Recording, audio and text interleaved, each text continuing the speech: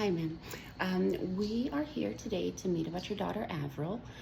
As you know, she's in the second grade right now, but at the end of the first grade, her teacher recommended that she be tested for gifted. And so we did receive your approval about a month ago. And so since then, we've been engaging in general testing to see how Avril's doing and whether or not she would qualify for this program. So I have here some things that we're going to review for that, and we're also going to discuss anything that you would like with any of our team members. We have Mrs. Haberman here. She's our school psychologist. She did some of the testing for Avril. We have Mrs. Jones, the school principal, and we also have Avril's general education teacher, Miss Manning. She has been giving us observations, and she's been giving us some information about how Avril's been doing this year in the second grade, so that can help us gain a better understanding of where we stand. So I'd really like to thank everybody for being here today. I appreciate your time. I'm going to start today by explaining some of these reports. I brought you 3 reports that we've written up for Avril. My apologies. So each of these reports details a slightly different aspect of Avril's education. The first one is our informal assessment report. And what this is these are kind of a small, quick observations, samples of work or writings that we were able to obtain from Avril. It kind of gives us a good gauge on where she stands with a little 5-minute snippet sometimes. So I'm gonna give you the full report, and I'm gonna review real quick how she did and where we're faring. So when we went through these, we did 3 separate informal tests for her. We did one observation, and we kind of spent about half an hour watching Avril and how she was doing, engaging with family members at a family function, because you allowed me to be there and present. And during the observation, we noticed several behaviors from her in her socialization that were very positive. We also noticed some distancing behaviors that she was exhibiting. So we'll review that real quick. And here's our observations that we were able to make during that period. I'll review that with you real quick. So it says that her positive social behaviors that she was exhibiting, including hugging her peers, encouraging her peers, she was assisting them with tasks, and she was suggesting activities that they could all engage in. That was considered really positive, and it did. She fared well with the kids. She seemed to get along with everybody on an individual level. She did exhibit some distancing behaviors. We found her to be yelling at peers, avoiding peers, and refusing to communicate. This happened 2 times. She was refusing to communicate, and she isolated herself when she became frustrated with the situation. So we did take note of that. After that, we asked her to do a journaling activity, and in the journaling, she wrote real quick for us. Here's a copy of her journal entry that she gave us. We asked her what her least favorite part of the school day was, and she told us that it was recess. And we asked her to explain why in her journaling sample, and she gave 3 reasons in particular. She said they were kind of equal concern for her. She found that she's uncomfortable with one of her best friends who yells at her a lot on the playground. She has another close friend that chases her a lot on the playground, and she's also worried about the playground injuries that she incurs as a result of the chasing. So we've put this up in a little quick little graph for you to see that these are her 3 primary concerns, and she doesn't seem to really give a higher priority to any of them. She's equally concerned about all of them, so we made sure to keep that for you. The last quick informal assessment that we did for her, it's called Bump in the Road, and what we did is we reviewed a new math skill that Avril's not familiar with, but we gave her a quick lesson in it to see how well she was able to pick it up and how comfortable she felt with it in general. So since Avril is just completing the second grade. She has not started working on multiplication or division yet, so we gave her, she does enjoy multiplication, she says, and she practices it in her time. So we thought we would give her a basic division lesson and see how comfortable she felt with that.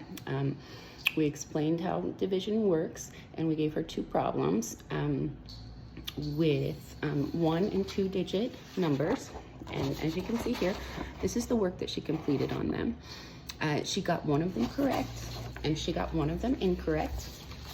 And we're able to see which step she became confused in, but it does seem like she developed a decent grasp of the concept.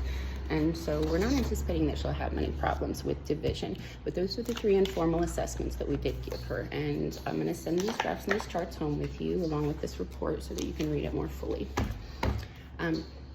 After the informal assessments, because she had been recommended for the program and you gave your approval, we had her meet with the school psychologist, Mrs. Haberman, and she gave her an intelligence test. It's called the Wechsler Intelligence,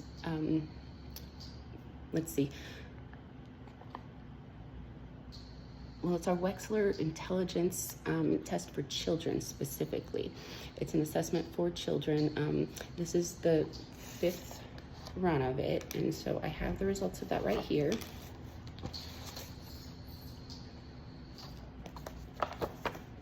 Okay, so here's your test report for it. So it is the Wechsler Intelligence Scale for children. My apologies about that. But the details of her testing are here in the report. And here I have the results kind of plotted out in quick charts and graphs for you.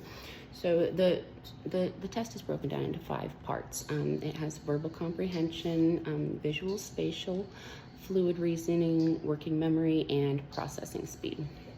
And so they're laid out on this graph right here. As you can see, along the bottom is each of the portions of the test. In the blue, you can see the average score of a child.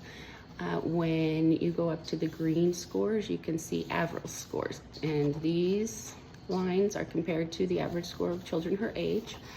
As you can see in this, her verbal comprehension skills are her strength. She's doing quite well in them. She was able to verbalize and comprehend that which was verbalized to her very, very well. It did, in the report, point out that they felt that her weakest aspect of this was her working memory, but there was one specific note that that Mrs. Haberman made during that time.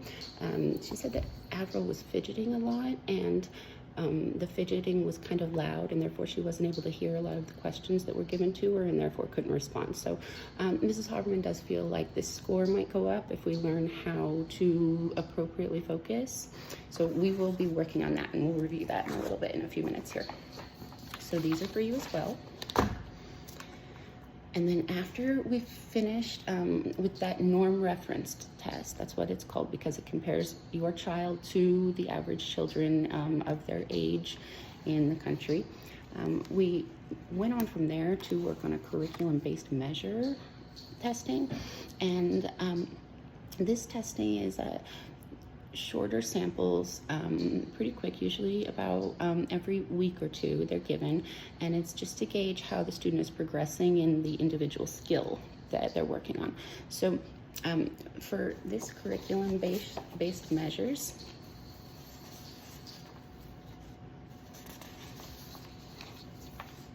we were specifically looking at spelling for this one. Avril's reading scores are quite high. Her spelling scores indicate that she is struggling slightly with just a couple of aspects of spelling. So I'm going to review. Here's the different individual spelling tests that she took. She spelled 10 words each time, and she did this for 8 individual testing sessions over a 3-week period. It was a bit condensed, but she did show improvement over that time. If you can see this graph, you can see where she started and then how she improved over that 3 weeks. This testing happened over the summer, so we feel that she probably got pretty comfortable with it. She had been without spelling for a couple of months And so she seemed to jump right onto it and get a grasp of it again real fast.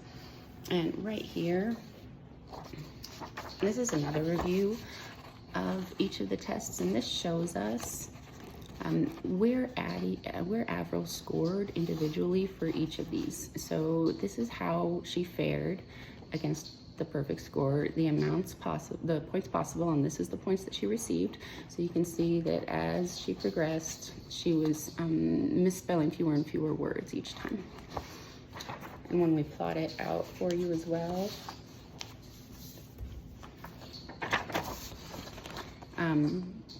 you can kind of see right here we have 3 lines. Based on the first 2 quick tests she took, we were able to gauge how we anticipated she might you know, spell in the future. So they call this the baseline. This is a pretty steep baseline. We were a little worried that it would be not feasible to maintain. So we created a goal line along this line here that you can see, and this is what we were hoping she would be able to achieve by the end of the testing period. The purple line shows her actual scores, and so she did meet and go above and beyond her goal line from the beginning of it. So we will probably work on creating a goal line that's a bit higher, and we'll try and increase our expectations of her in that regard. But she's been doing really well overall in that. So after she did all of that testing, on her overall score, when she did the previous norm reference testing, her IQ showed her to be quite advanced for her age. This is a typical kind of a Gaussian distribution of scores that kids typically average, and right here is about the 50% range for IQ for students. It's around 100, and this is where Avril is right now. Her IQ was gauged to be about 132. So right now we have determined that she does meet the requirements to be admitted into the gifted program if you would like. We have some goals for her for the new school year, and with her new IEP, we'll be writing that up. We have 2 short-term goals, and we have 2 long-term goals that we're going to be working on, and I'll read those real quick for you. So her short-term goal, number 1, by October 25th of 2024, Avril will achieve 75% on 4 out of 5 spelling tests consisting of words containing digraphs and trigraphs at a 4th grade level. I know she's going into 3rd grade, but it did seem from her spelling test that digraphs and trigraphs were where she was struggling the most, so we would like to focus on that and give her a distinct comfort level with that. We have laid out a lesson plan to go along with that. Our lesson plan is going to include flashcards that have the digraphs, the trigraphs, the letter combinations that make one sound, and pictures of different animals that have those digraphs or trigraphs in their name. So we're going to work to try and develop a comfort level with that through that lesson plan. I'll leave that with you so you can review it. The second short-term goal is by October 25th of 2024, Avril will respond to classroom distractions by utilizing an appropriate fidget to maintain focus during 75% of instruction time within the classroom. So as Mrs. Haberman pointed out when they were doing the testing, Avril was distracting herself pretty loudly with a water bottle and missing a lot of the questions, and her teacher responds that sometimes this happens in the classroom as well. So we're going to try and introduce her through this lesson to different fidgets, quiet fidgets that she can keep moving with, but she'll still be able to focus. So we're going to leave that with her. Her first long-term goal is by May 10th of 2025, Avril will respond to adverse social stimuli with a tone and a volume appropriate conversation in 90% of her recess periods. So we have broken that into 4 benchmark goals. So at the end of each quarter of the school year, we're going to increase it by 10%, starting at 60% and going up to 90% by the end of the school year. And we're going to work on learning how to create personal boundaries and explain that to others in conversation. And we have a lesson plan for that here that will assist her. Her last long-term goal is by May 10th of 2025, Avril will produce writing samples consisting of 3 sentences, a topic sentence and 2 supporting sentences, which demonstrates an appropriate understanding and use of capitalization, usage, punctuation, and spelling with an average score of 90% on 4 out of 5 samples as determined by our CUPS rubric. CUPS does stand for capitalization, usage, punctuation, and spelling. I have the rubric here for you, and she will be giving a writing sample once a week, and I have a lesson plan for you explaining that and outlining how that's going to go for her. This one we've also broken into benchmark goals for the end of each quarter. We are starting again at 60% and hoping to achieve a 90% by the end of the school year. So that's kind of everything that we have for you here. All of her goals, all of her lesson plans, and her testing. We're hoping that we will be able to work as a team with you to achieve all of this, and we're really excited to work with her. She's an awesome kid. Everybody enjoys working with her. And the one thing we do know is that the more family involvement we have, the greater the chance of our kids reaching their goals. So if there's anything you need from me, if there's anything that I can do, or if there's anything that you would like to do to engage yourself more fully, just please let me know. And we would be really excited to work with you on that. So I appreciate your time. Thank you for coming in.